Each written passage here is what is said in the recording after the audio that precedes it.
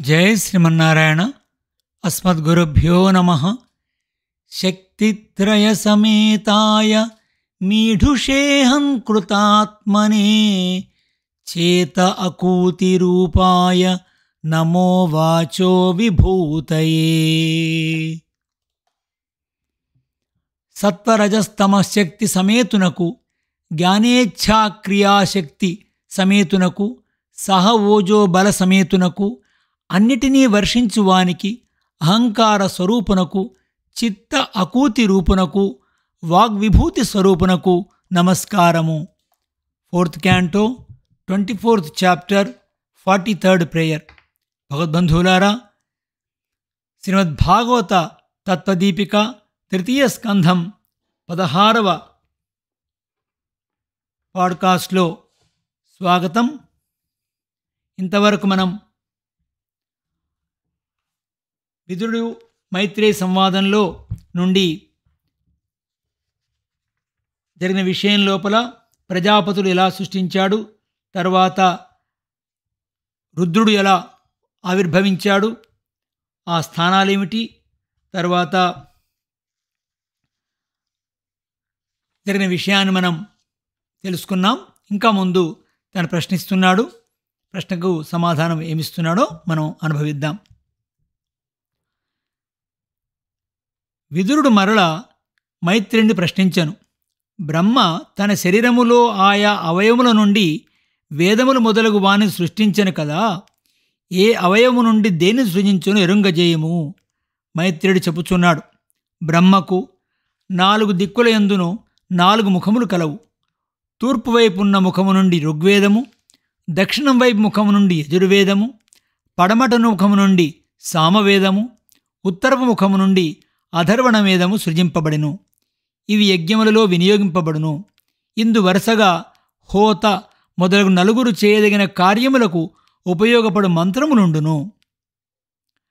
శస్త్రము, ఇజ్య, స్థుతిస్తోమము, ప్రాయశ్చిత్తము అను 4 4 ముఖముల నుండి వరుసగా సృష్టించెను.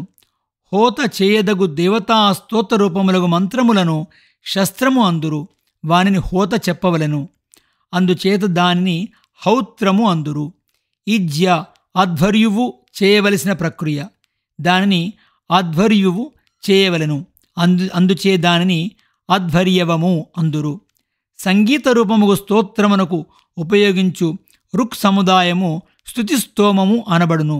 దీనిని ఉద్గాత గానము చేయును కనుక దీనిని ఔద్గాత్రము అనబడును. ప్రాయశ్చిత్తమును బ్రహ్మ చేయవలెను. ఈ 4 వినియోగించు మంత్రములు ఆయా వేదములుగా తూర్పు, దక్షిణ, పడమర, ఉత్తరపు ముఖముల నుండి ఆవిర్భవించినవి.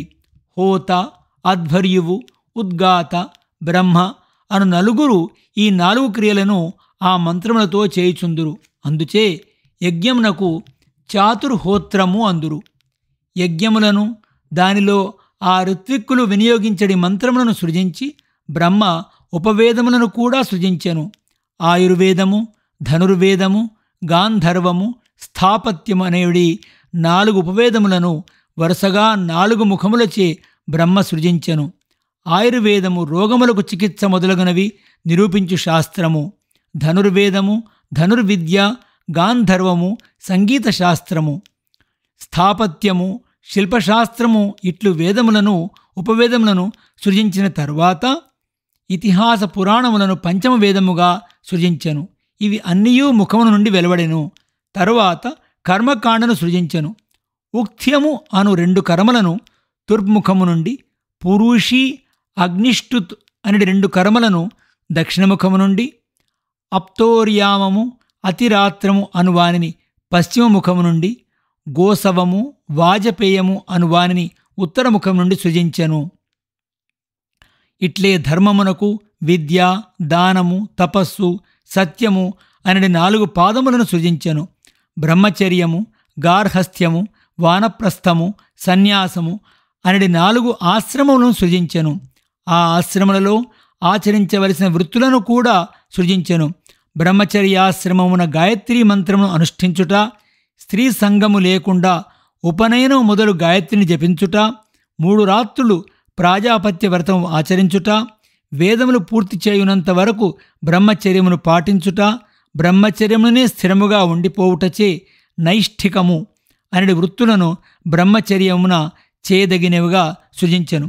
కృషి అనగా వ్యవసాయము మొదలగునవి చేయుట, ధనమును ఆర్జించుట, యాచించకుండా జీవనమునకు కావలసిన ద్రవ్యమును సంపాదించుట, వరి వెన్నులను పొలములో ఏరుకొనుట, గింజలను ఏరుకొనుట అనే వృత్తులను గృహస్థుడు ఆచరించవలెను. అడవులలో నుండి వానప్రస్థులు 4 విధములుగా ఉందురు. వైఖానసులు దున్నకుండా భూమిపైబడి మొలచిన పంటలను భుజించువారు. వాళకిల్యులు కొత్త ఆహారము లభింపగనే తన వద్ద ఉన్నవానిని పరిహరించువాడు. కుదుంబరులు తాము లేవగనే ఏ దిక్కును చూతురో ఆ దిక్కు నుండియే ఆహారమును సంపాదించి జీవించువారు.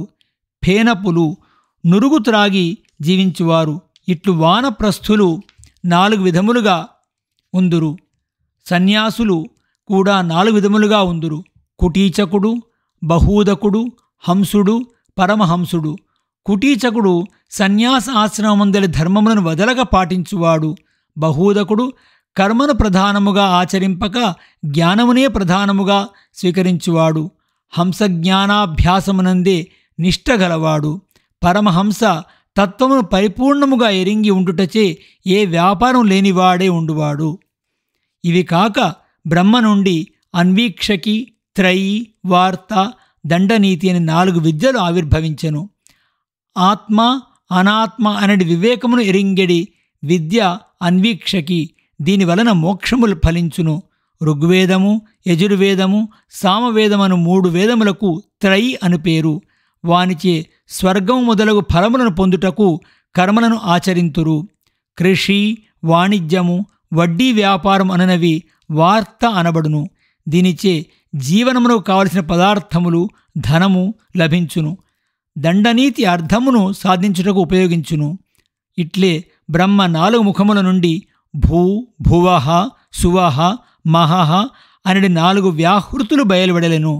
బ్రహ్మ యొక్క రోమముల నుండి ఉష్ణిక్ అనేది ఛందము, చర్మము నుండి గాయత్రీ ఛందము, మాంసం నుండి త్రిష్టుప్ అనేది ఛందము, అనుష్టుప్ అనేది ఛందము, ఎముకల నుండి జగత్ అనేది ఛందము, మధ్య నుండి పంక్తి అనేది ఛందము, ప్రాణము నుండి బృహతి అనేది ఛందము ఆవిర్భవించెను. అక్షరములలో క మొదలు మా వరకు ఉండెడి అక్షరములు బ్రహ్మ యొక్క జీవము నుండి బయలువెడలెను. ఇంద్రియముల నుండి ష, ష, స, హ అనునవి బయలువెడలెను. బలము నుండి య, ర, ల, వ అను అంతస్థులు ఆవిర్భవించెను. ప్రజాపతి విలాస సంచారము నుండి సప్తస్వరములు బయలువెడలెను. శబ్ద బ్రహ్మము కూడా బ్రహ్మాత్మకమే. ఈ శబ్ద బ్రహ్మమే బ్రహ్మ శరీరము. వ్యక్త అవ్యక్త రూపముగా ఉన్న చతుర్ముఖ శరీరమందు ఆయా తత్వములు ఆవిర్భవించెను. ఆ చతుర్ముఖ బ్రహ్మ నుండి అతని శరీరముగానే వెలువడిన శబ్ద బ్రహ్మము కూడా అనేక విధములుగా లోకమును విస్తరించినది. ఈ శబ్ద బ్రహ్మాత్మకముగు శరీరమునుగాక వేరొక శరీరమును స్వీకరించి సృష్టి సాగించవలనని అతడు సంకల్పించెను. సంతానమును సృజించడి సామర్థ్యము గల ఋషులు సృష్టి చేయవలనని అతడు సంకల్పించెను. నేను ప్రయత్నము చేసినను సంతతి వృద్ధి చెందుటలేదు. ప్రజావృద్ధిలో దైవం ప్రతిబంధకముగా ఉన్నది అని తలంచి బ్రహ్మ తన రూపమును 2గా విభజించెను. ఆ 2 భాగములుగా మారిన బ్రహ్మ శరీరమును కాయము అనిరి. ఆ 2 భాగములచే మిథునము ఏర్పడెను. స్త్రీ పురుష జంట ఏర్పడినది. ఇంతవరకు బ్రహ్మ శరీరం నుండే సృష్టి సాగినది. ఇక్కడి నుండి మిథున సృష్టి ప్రారంభమైనది. బ్రహ్మ నుండి ఏర్పడిన పురుష భాగము స్వయంభువ మనువు అను పేరుగల వాడాయను. స్త్రీరూపమైన 2వ భాగము శతరూప ఆయను. ఆమెయే స్వయంభువ మనువుకు మహిషి అయెను. అప్పటి నుండి మనువు శతరూప అను జంట నుండి సృష్టి వృద్ధి పొందెను. ఆ మనువునకు శతరూపయందు 5 బిడ్డలు కలిగిరి. ప్రియవ్రతుడు, ఉత్తానపాదుడు అను 2 కుమారులు, ఆకూతి, దేవహూతి, ప్రసూతి అనడి 3 కుమార్తెలు జన్మించిరి. అందు ఆకూతిని రుచి అని పేరుగల మునికిని, 2వ ఆమెయగు దేవహూతిని కర్దముడు అని మునికిని, ప్రసూతిని దక్షిణకును వసంగెను. వీరి వలననే విశ్వమున ప్రజావృద్ధి జరిగెను. విదురుడు మైత్రేయుడు చెప్పిన కథను విని వాసుదేవ కథయందు ఆదరము గలవాడై బ్రహ్మకుమారుడు స్వయంభువ మనువు శతరూపాను భార్యను పొంది ఏమి చేసెను? అతడు భగవానుని ఆశ్రయముగా విశ్వసించినవాడు కదా. అట్టి రాజుగు స్వయంభువ మనువు చరిత్రమును ఎరింగింపుము. ఎవరి హృదయములలో ముకుంద పదారవిందము ధ్యానింపబడుచుండునో అట్టి భాగవతుల యొక్క గుణములు వినుట చిరకాలము ఆర్జించిన అధ్యయమునకు ఫలము అని విద్వాంసులు చెప్పిరి. కనుక ఆమె చరిత్రము నాకు ఎరింగింపుము.